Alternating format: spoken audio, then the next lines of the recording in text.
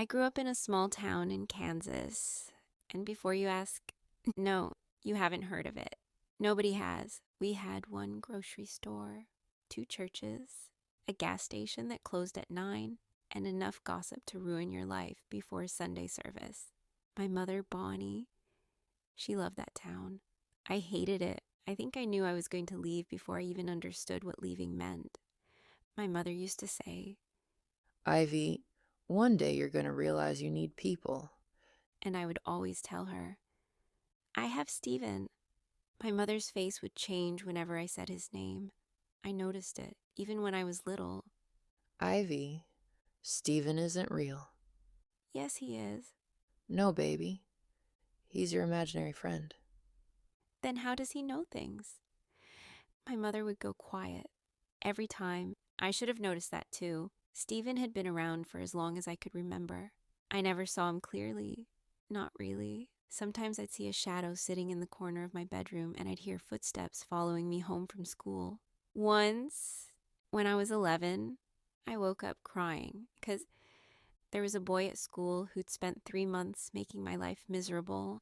That night, I heard Stephen beside my bed. Why do you let him hurt you? I don't let him hurt me. You do. What am I supposed to do? Choose Choose what? whether his happiness is more important than your peace. I remember staring into the darkness. Mom says I should forgive people. Stephen laughed. It was soft and almost warm. Your mother has made many choices for you. Forgiveness doesn't have to be one of them. The next morning, I punched that boy in the mouth. I got suspended for 3 days. My mother was furious. Stephen, he was proud of me. See, you chose. As I got older, Stephen changed. Or maybe I did. His voice became deeper. The shadow in my room became taller. Sometimes I could almost make out a man's face, but whenever I turned on the light, he was gone. I never dated much, never had many friends. People exhausted me. Stephen never did. He never asked me to smile, never told me I was too quiet, never asked why I preferred books to parties. He just stayed. Are you a ghost? I asked him once. I was 17. His answer came from somewhere behind me. Would it matter? Yes, Why? because I'd like to know who I've been talking to my entire life. I'm someone who wants you to be free. I smiled. That's not an answer. It is the only answer you need. At 17, I thought that was profound. At 26, I realized it was suspicious as hell. I became an archivist, religious manuscripts specifically. I know. The antisocial girl with a ghost best friend dedicated her career to studying religion. Life has a sense of humor. My dream job took me to Romania, restoring old religious manuscripts. Some were hundreds of years old. Prayer books, church records, letters written by priests, and texts damaged by fire and water. I loved it. For the first time in my life, I felt like I was exactly where I was supposed to be. Stephen didn't agree. Et libera nos malo. The room suddenly went cold. I looked up from the manuscript. Stephen? Nothing. I went back to my notes. Deliver us from evil. A book fell from the shelf behind me. I jumped. Okay.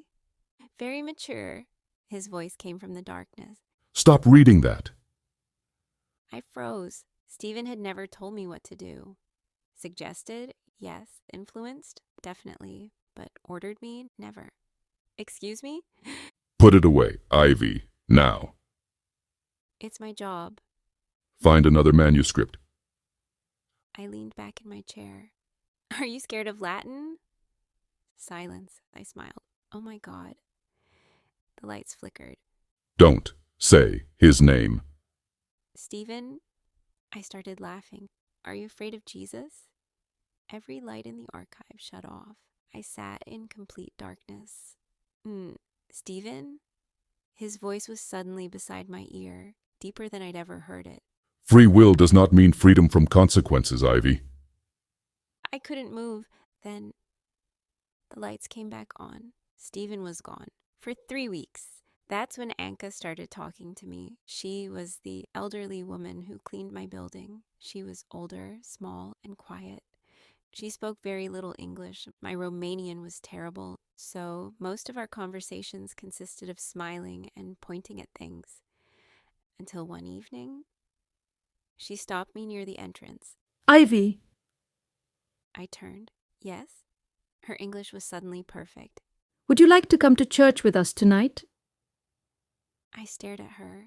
You speak English? Anka smiled. When necessary. That should have been my first warning. Instead, I said, "What time is the service?" She looked toward the window. The sun was setting. When the light leaves? I frowned. That's dramatic. She smiled again. You will come, yes? I don't know why I said yes. Maybe I was lonely, or missed Stephen, or maybe something had already decided for me. I wore a long black dress, combat boots, and my thickest winter coat. When I arrived at the church, Anka was waiting outside. Am I early? No. Then where is everyone? She opened the church door. Inside. There were 5 people. That's it, 5. All kneeling around the altar, chanting. I stopped near the door. Anka, what language is being chanted? A prayer. Old language. I've been studying Latin for years. That's not Latin. Anka slowly turned toward me. No. Every person near the altar stopped praying and looked at me. I whispered, "I think I should go." Anka grabbed my hand. Her grip was surprisingly strong. No. You came a very long way. My stomach dropped, and the priest stood. Ivy. I looked at Anka. I didn't tell him my name. No.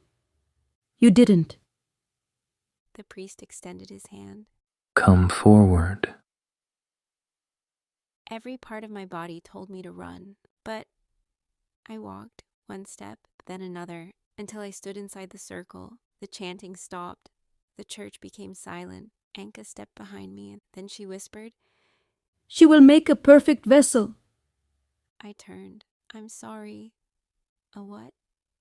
One of the men pulled out a knife. Another reached for my arm, and that's when I started laughing. I didn't want to laugh, that's important, because inside I was terrified. "Stop." But my body kept laughing. The priest stepped backward. No. Anka's smile disappeared. My lord, I see your eyes. Is that you? I felt warmth spread through my chest, my neck, my face, and then I heard him for the first time in weeks. Ivy, I told you to stop reading. Now I have to reveal myself to these lowly subjects. Inside my mind, I screamed and said, "Stephen!"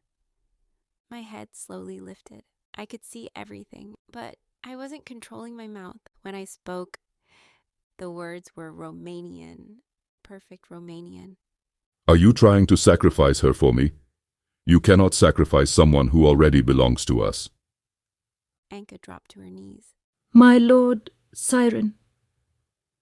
Siren? Who the hell was Siren? The priest started praying. My mouth smiled. You have to be punished, since you all were trying to hurt my queen.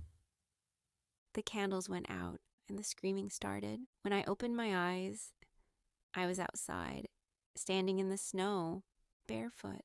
My coat was gone. The church doors were closed behind me. I looked around. "Stephen?" Silence. "Stephen!" Nothing. Then I heard his voice, not beside me, not behind me, inside me. My name was never Stephen. I stopped breathing. "Who are you, and why did you call me your queen?" He laughed, the same laugh I'd heard my entire life. Ask your mother. And for the first time since leaving Kansas, I wanted to go home, but I knew Stephen, no, Siren, would always be with me now. I never went back inside that church. As I walked through the Romanian snow, I barely noticed the cold. My feet sizzled against the frozen ground with every step. steam rising behind me. The winter air should have frozen my lungs.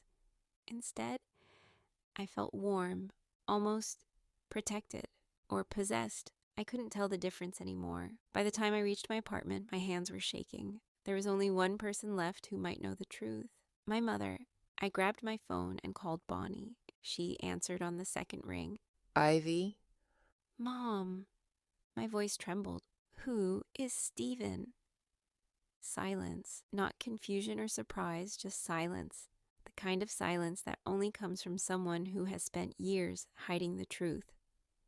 Finally, I heard her crying. Then I said, his name was never Stephen, was it? Before she could answer, a familiar voice echoed inside my mind. Warm, calm, and almost amused. I've been waiting a long time for this conversation. I closed my eyes. For the first time, I realized I had never been alone. Not when I was a child, not in Kansas, not in Romania, and certainly not now, somewhere deep inside my mind. Siren smiled. He had protected me since the day my mother gave me away to Siren. He had watched me grow, guided my choices, defended me, but Siren had never intended for us to remain merely companions. He knew, long before I ever did, that what bound us together would become far more than a casual friendship. It was only just the beginning.